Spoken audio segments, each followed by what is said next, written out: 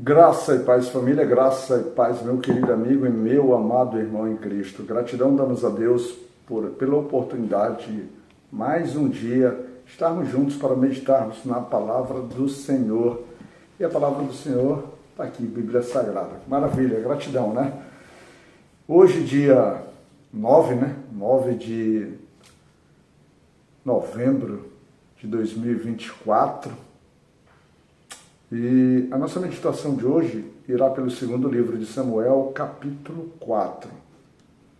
E a gente vai usar o versículo base, é o versículo 6, e diz assim, ó: E ali entraram até o meio da casa, como que vindo tomar trigo, e o feriram na quinta costela, e Recabe e Baaná, seu irmão, escaparam.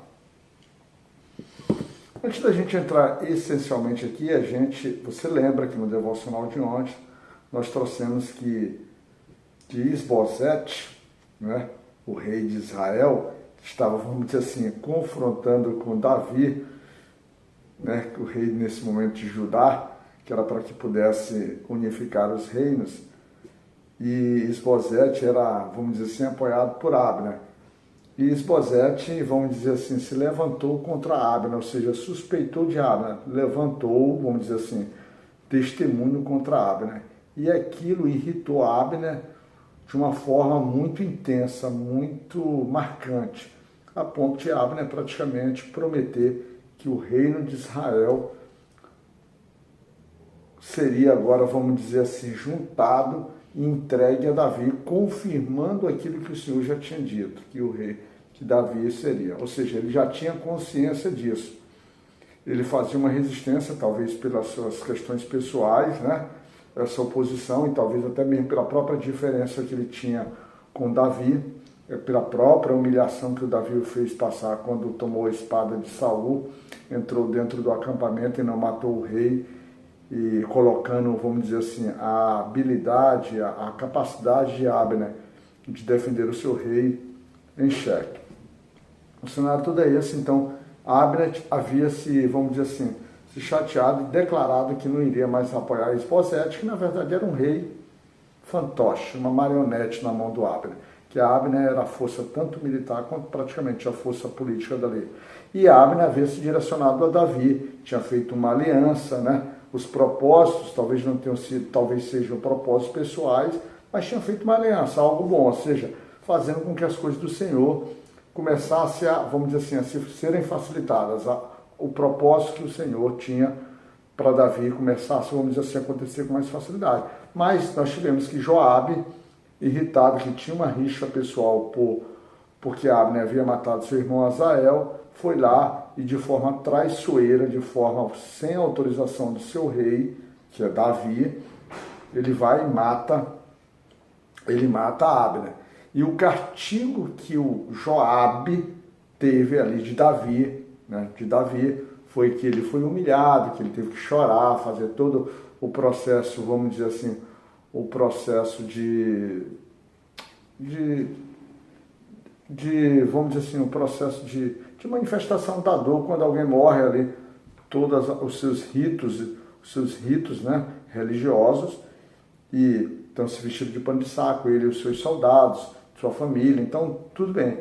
E como consequência, Davi amaldiçoou a Joabe, amaldiçoou sua família, mas Davi como rei, vendo que o seu general havia, vamos dizer assim, praticamente traído, porque se Joabe sabia da aliança, que já havia conversado sobre o rei, sobre a aliança, ele foi lá sem autorização do rei, matou. Ou seja, ele tomou para si uma responsabilidade, mas o rei não matou Joabe, porque ele mata Abner, um homem inocente, um homem aliançado com Davi, mas Davi amaldiçoa. Essa, no primeiro momento, é a regra. Nós temos agora aqui que homens, dois capitães de Isbosete agora fragilizado, tanto Isbosete quanto o povo de Israel fragilizado, e a gente vê isso lá no versículo 1 que diz assim, ó,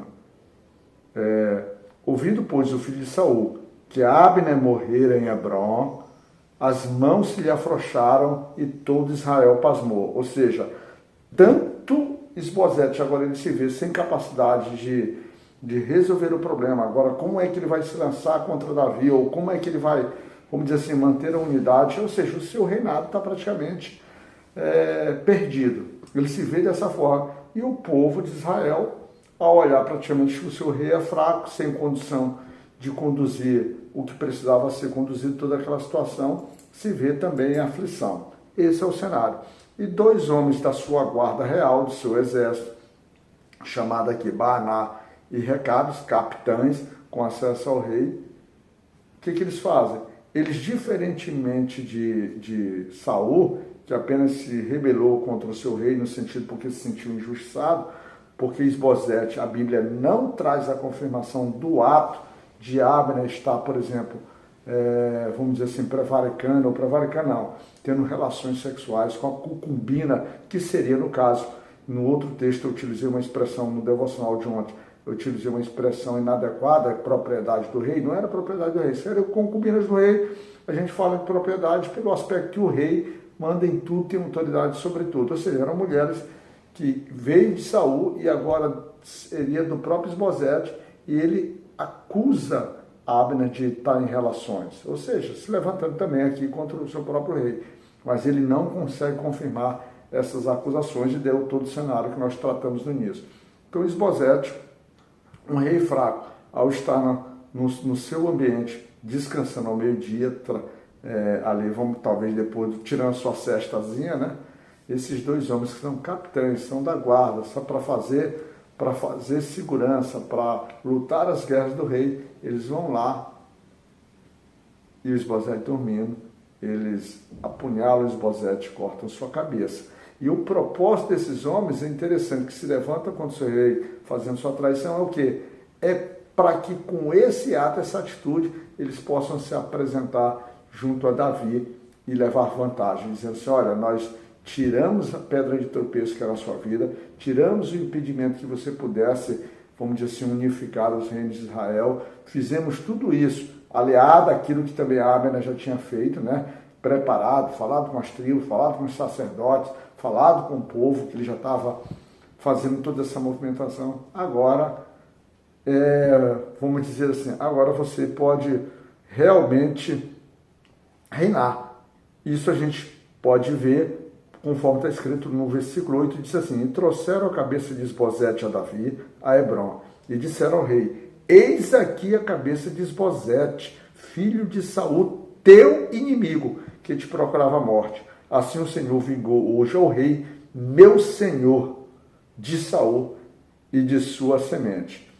O problema aqui é que eles desprezam que Davi nunca teve Saul ou a casa de Saul como efetivamente como inimigos de Davi, né? Quem tinha Davi como inimigo era o próprio Saul, tanto que Davi amava o seu rei, Davi tinha uma relação com Jonatas incomparável, talvez como nós dificilmente vamos ter um nível de amizade tão perfeito, tão pleno como Davi e Jonatas. E aí esses homens se aproveitam e agora dizem que Davi, meio que apontando como se Davi tivesse esse propósito de derrubar a casa de Davi, porque Davi tinha consciência que esperava no Senhor, aquele que ungiu a Saul, era o próprio Senhor que o instituiu como rei, que deveria destruí-los. Era simplesmente assim. E aí, a partir daí, o que Davi vem fazendo agora são estratagemas, né? Já que tinha separado, para poder aguardar no Senhor que efetivamente a assunção de rei. E aqui vem a grande diferença. Quando estes homens se apresentam, isso não alegra o coração de Davi. Davi ouve toda a sua história e mantém, num primeiro momento, a mesma sentença, só que ele faz a mesma sentença referencial a uma sentença lá quando o jovem que se aproveitou querendo manifestar, trazendo a notícia da morte de Saul, praticamente mentindo, dizendo praticamente que tinha participado da morte, que não sei o quê, e tinha limpado ali Saul, vamos dizer assim, tirado Saul de frente do caminho, e ali, o que Davi fez? Davi pegou aquele jovem, e Davi praticamente disse assim, que tua boca, né, era praticamente a tua fala, a tua boca, a mensagem que tu trouxe foi tua própria condenação. porque Davi nunca teve esse propósito, nunca se alegrava com isso. E Davi matou esse jovem. E, na sequência, agora em relação a Isbosete, que também da família de Saul, que ele dá a mesma sentença para esses dois homens. E manda que eles sejam mortos, né? Eles mandam que sejam mortos. E aí, lá no versículo 2, diz assim: e deu Davi ordem aos seus jovens que os matassem, e cortaram-lhe os pés e as mãos, e os penduraram sobre o tanque de Hebrom.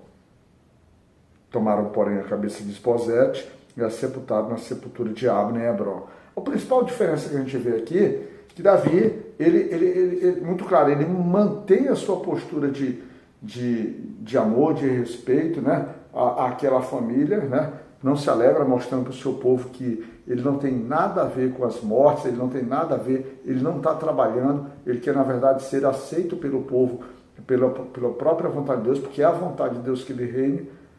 Mas fica essa diferença, que quando foi Joabe que matou um homem justo, que foi o Ara, um homem justo e aliançado, ele não aplica a mesma sentença, levando que, por vezes, por mais que nós estejamos dentro do processo de Deus, buscando esse caminho, a gente às vezes ainda precisa ser trabalhado e modificado, porque a sentença que ele dá para esses dois homens, assim como ele dá para o outro lá, para o garoto lá, que trouxe a notícia, nem sequer, mas que usou como se tivesse feito a morte de alguém que ele tinha afeição e tudo, ele não aplica, ele dá doses diferentes, mostrando que a nossa decisão como homens, na nossa vida prática, por vezes, ainda andando no Senhor, por vezes a gente ainda deixa o nosso lado pessoal interferir nas decisões e não fazer as coisas com o mesmo equilíbrio de justiça. Porque essa justiça, meu irmão, ela só pode ser dada de sua forma plena pelo próprio Senhor. Aqui, a gente consegue enxergar aqui claramente isso. E a gente sempre pontua que Davi era um homem segundo o coração do Senhor. Numa das referências que eu falei sobre Davi, foi até na igreja Capela Evangélica Aeronáutica, eu disse que Davi, às vezes, com um coração perverso. Perverso não seria a palavra mais adequada. Davi, um coração como qualquer outro homem, um coração que inicialmente está sendo trabalhado, está sendo moldado, é um coração que para o Senhor, um coração segundo o seu coração, mas às vezes as suas atitudes ainda estão sendo moldadas, ele ainda está sendo trabalhado, e é como você deve ser. Mas de uma forma geral, a gente deve buscar essa unidade das nossas decisões, a gente não deve se alegrar com esses homens que praticam, que vamos dizer assim, que não têm fidelidade, que não têm respeito às autoridades, que não tem fidelidade, ou seja, alguém que não se mostra confiável na nossa caminhada. E principalmente a gente deve estar sempre voltado, entendendo o que o Senhor quer das nossas vidas, para que a gente possa efetivamente fazer cumprir. Temos homens aqui que desrespeitaram os seus reis, que traíram a confiança. Quando se levanta contra uma autoridade, Senhor, a gente está levantando contra o próprio Deus. Essa é uma regra básica que a gente tem, porque as autoridades, elas são instituídas por Deus. E Davi, aqui nesse caso, e se Isbosete naquele momento ainda estava nesse processo de reinado, é porque havia uma permissão do Senhor. E que as nossas vontades de homens, elas não devem ser. A gente tem que, de fato, deixar que o Senhor haja e a partir de sim, e que a ação do Senhor a gente possa cumprir com fidelidade. Tá bom? Fica na graça de Deus, Pai Todo-Poderoso, que o Senhor possa te abençoar nesse sábado e que Ele possa sempre te cuidar, meu irmão.